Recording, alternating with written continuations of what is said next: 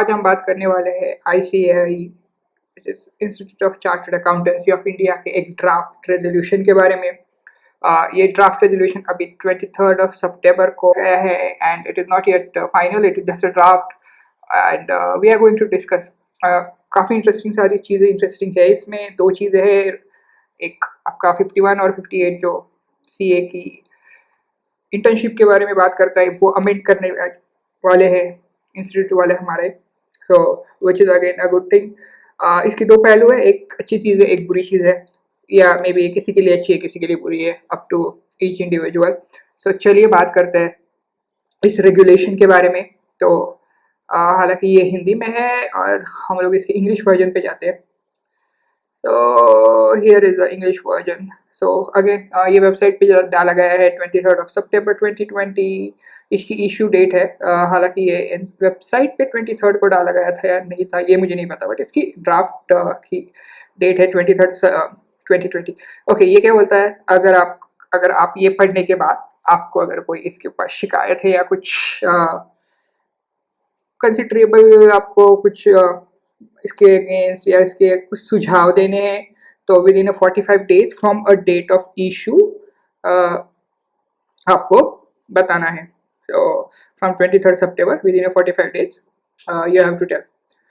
तो चलिए ये बात हो गई बात। तो 45 डेज के अंदर आपको बताना है।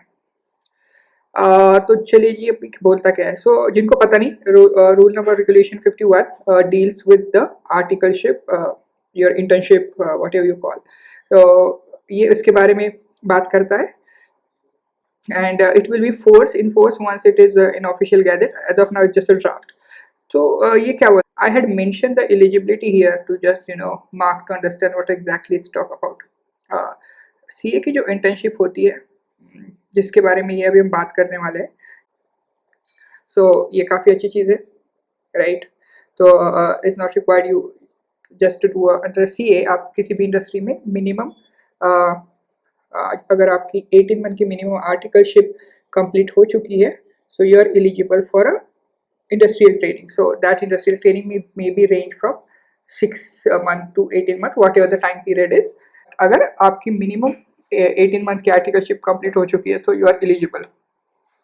Okay, well and good, very good. इसके अलावा दिस इज क्वाइट स्टैंडर्ड, कहाँ पे आप आर्टिकलशिप कर सकते हो इन्होंने दिया गया है। ये बहुत इंपॉर्टेंट चीज़ है।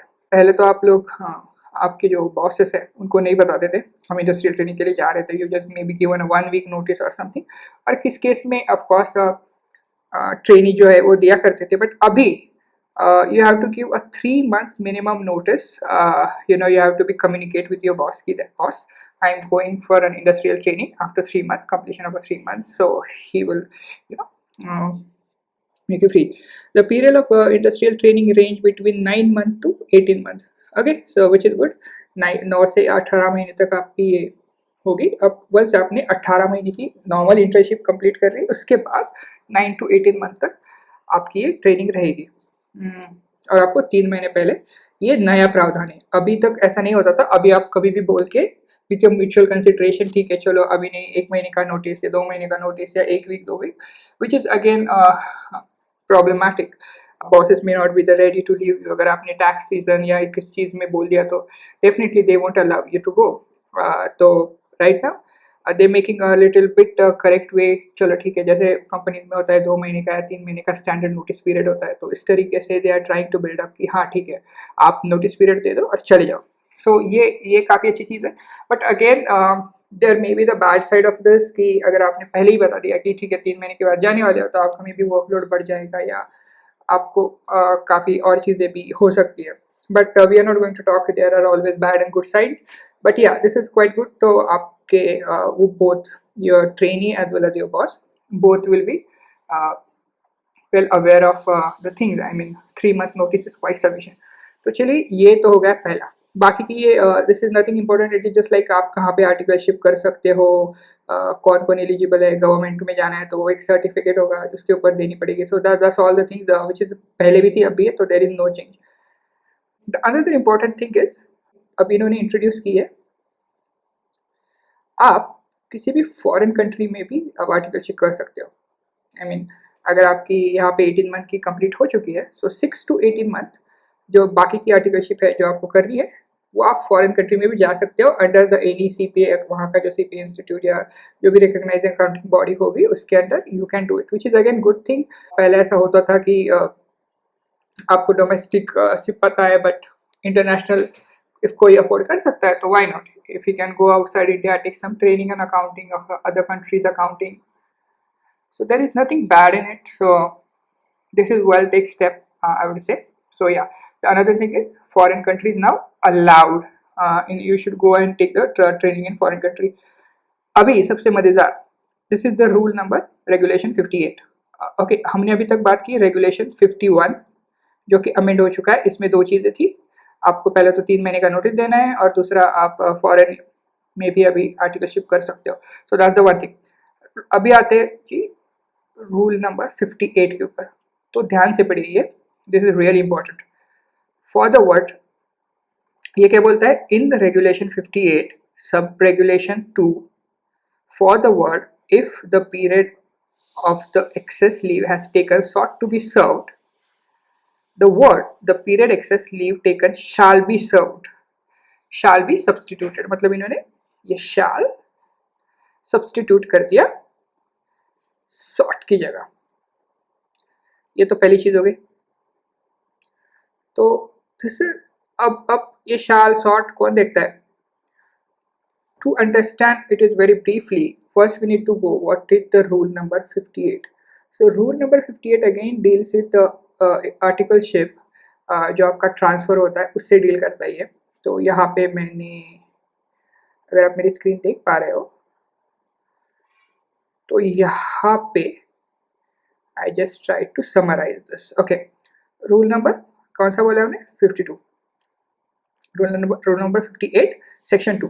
तो section 1 article clerk blah blah blah, कुछ इसमें चेंजेस नहीं है, सो इसको अभी जाने देते हैं। रूल नंबर 2 जो सेक्शन 2 है वो क्या बोलता है, देखिए भाई, if the period of the excess leave taken is sought to be served under the principle whom such article clerk served his article supplementary deed article in the form of protocol counsel shall be executed of the nervous article of the previous article। इन्होंने क्या किया, ये जो sought word है इसकी जगह पे इन्होंने shall कर दिया, राइट। तो अभी इसको पढ़िए, the period of excess leave taken shall be served under the principle with the whom such article clerk last served his articleship, which means अगर आप पहले आप किसी ए बंदे के अंदर आर्टिकलशिप कर रहे हो, अभी आपकी खत्म हुई यार, आपकी एक्सेस लीव बाकी है, तो वो बोलता है कि नहीं, पहले ऐसा था you can go it as anywhere, आप we can complete your balance articleship from B person C person whomever you want। Now what they did, no you can't, आपको उसी बंदे के अंदर सर्व करनी पड़ेगी जिससे जहाँ से आपने छोड़ा है, जहाँ पे वो एक्सेस पड़ी है। Now this is what my understanding is, and I don't know how others are interpreting it, but this is really I would say interesting क्योंकि ये सोचा नहीं था। बिकॉज अगर आप ये पढ़ोगे क्या है, शाल शॉर्ट सर्व करते, ये कोई पढ़ेगा भी नहीं भाई, अनलेस अदरवाइज आपने ये प्रॉपर इंटरप्रेट किया तो, मतलब आपने अभी ए बंदे के साथ है तो आपको ए बंदे के ही अंडर आर्टिकलशिप कंप्लीट करनी होगी, there is no other way. Okay, ये तो हो गया पहला। दूसरा हम बात करते हैं, दूसरा क्या है, for the word last serve his article, the word last serve his article and shall be substituted with sub regulation 4 shall be omitted। मतलब क्या किया इन्होंने, ये जो आर्टिकल था, जो सब रेगुलेशन 4 था, ये इन्होंने पूरा का पूरा डिलीट कर दिया। अब देखते जी 4 था क्या, चलिए 3 में तो कोई चेंज नहीं है तो इसको छोड़ देते हैं। अब 4 क्या था, if the article clerk choose to serve under the any other member of entitle to engage article clerk under the regulation of 43, previous regulation 46 shall apply mutatis mutandis except that no fee shall be charged for the regulation under the articles। भाई साहब, तो अब इन्होंने ये पूरा का पूरा delete कर दिया। इसका मतलब क्या है, पहले अगर आप आर्टिकल क्लर्क वो कहीं और सर्व करना चाहता था तो he can go and do it, fees वगैरह चार्ज नहीं होती। अब ये पूरा का पूरा सेक्शन ही डिलीट कर दिया। मतलब क्या है, अगर आपका ट्रांसफर है तो you have to deal with this section only. ये जो है ना, इसी के साथ ही आपको पूरा खेल है जो कि इन्होंने अभी किया है। मतलब ये जो नया है, जो इन्होंने शाल बी सर्व किया हुआ है, that now playing a really important role. So definitely अगर आपको लगता है कि हाँ ये नहीं इंपॉर्टेंट रोल प्ले कर रहा है या ये इंपॉर्टेंट रोल प्ले कर रहा है, तो you should definitely comment and to the ICI and tell them that this is, you should go back and tell their your feedback and all that, जो जैसे कि यहाँ पे उन्होंने बोला है।